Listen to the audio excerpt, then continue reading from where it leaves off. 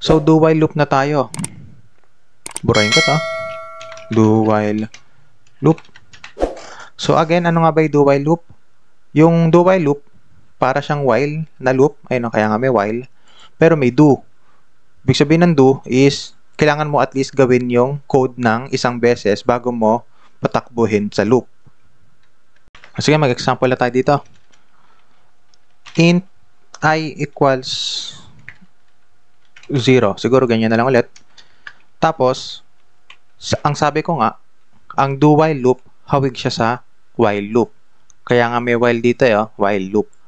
So, siguro gawin muna natin yung while loop. Tapos, pag after natin gawin yung while loop, ita-transition natin siya to do while loop. Okay? Para siguro mas makita natin ng maayos. So, gawin muna natin while loop. Ano yung syntax niya? While, parenthesis.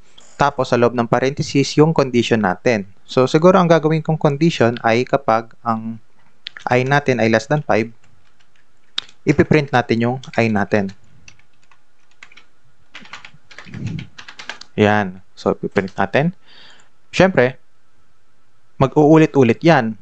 Puro 0 lang yan. Biprint niya lang ng 0, 0, 0, 0 yan. Kasi, wala tayong pang iterate. So, kailangan natin i-increment yung I natin na ganyan. Okay? So, kailangan to para umangat ng umangat yung I natin. Kasi pag wala to, puro 0 lang ang lalabas dyan, which is ito. Ganyan. Okay? So, try natin muna. Ira-run ko. 0, 1, 2, 3, 4. So, mukhang gumagana siya ng maayos. Pero, syempre, ang topic natin dito ay do while loop. Kailangan natin magawang do while loop tong while natin. So, ita-transition natin siya. Paano yun? Ang sabi daw sa do while loop, at least mapatakbo niya ng isang beses. So, paano natin gagawin yon? At least mapatakbo muna siya ng isang beses bago siya i-loop sa while. Andito na mismo yung salita, do. So, ito yung kailangan natin, yung do. So, lagay natin siya sa unahan ng while. Do. Yan. So, itong do. So, sa Tagalog, do, gagawin. No? Gagawin. So, siya ang gagawa ng code. So, siguro ito, kakat natin to. Cut. Cut. Tapos, paste. Ganyan ang mangyayari. Tapos, dito may semicolon. So, yan ang magiging syntax niya. Do. Tapos, may code block ka. Gawin mo muna tong code block na to. Okay? Patakbuhin mo muna tong nasa code block na to bago mo i-check yung loop, yung condition sa loop, kung eligible ba siya for looping. Siguro iraran ko muna to para makita nyo.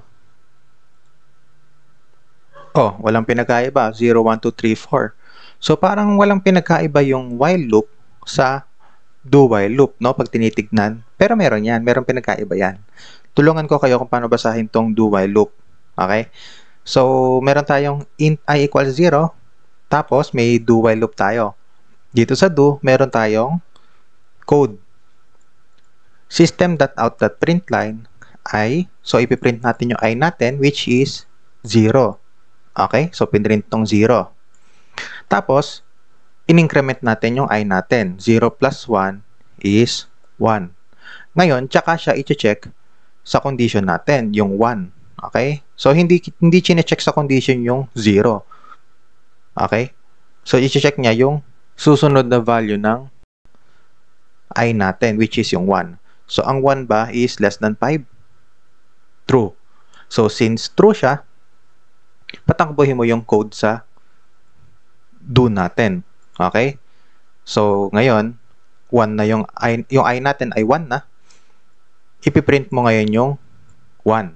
So, which is, ito na yun, 1. Tapos, I++. So, 1 plus 1 is 2.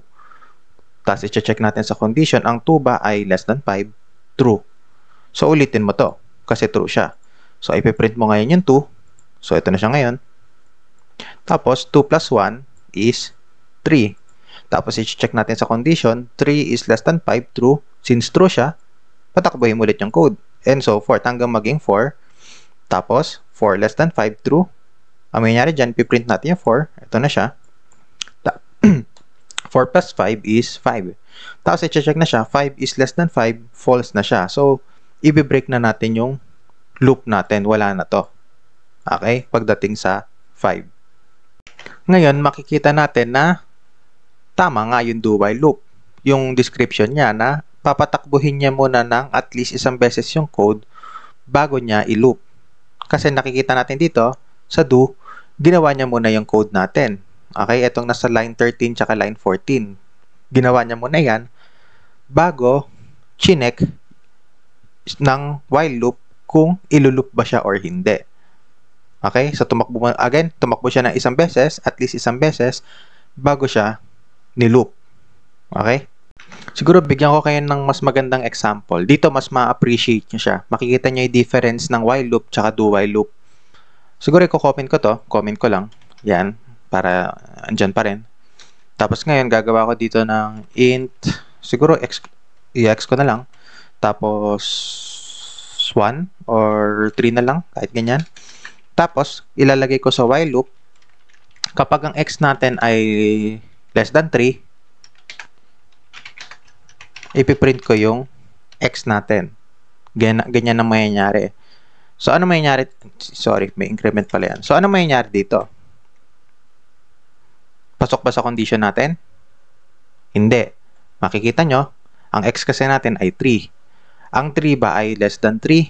Hindi, di ba? Buti sana kung ganyan siya. Pasok siya.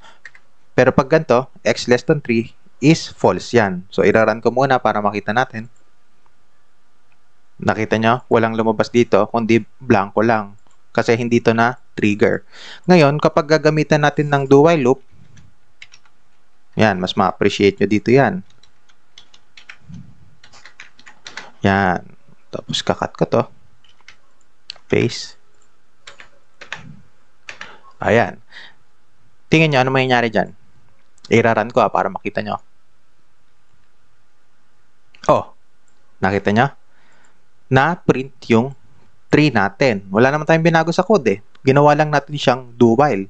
Tin-transition lang natin yung while loop to do while loop. Makikita nyo, tumakbo muna yung code natin, which is system.out.println x. Ang x natin ay 3. Okay? 3 ang x natin. Tapos, nag-increment tayo, x++. So, naging x plus 1, which is 3 plus 1, is 4. Ang 4 ba ay less than 3? Hindi na. Okay? So, hindi niya ipapatakbuhin yung loop. Di siya maglo-loop. Okay? Pero at least, tumakbo siya ng isang beses. So, doon yung makikita yung difference ng while loop sa do while loop. Again, sorry ko po ulit-ulit ah. Sa do while loop, nakita nyo na tumakbo siya ng isang beses. Sa while loop, hindi niya napatakbo yung code. Okay? Siguro hanggang dito na lang tayo. Tapos sa next video, sa ano na tayo, enhance for loop. O kaya, for each loop ang tawag din doon. Mabilis lang naman yun eh, yung for each loop. Siguro kasing bilis niya lang tong do while loop. Okay? So, siguro, see you guys in the next video na.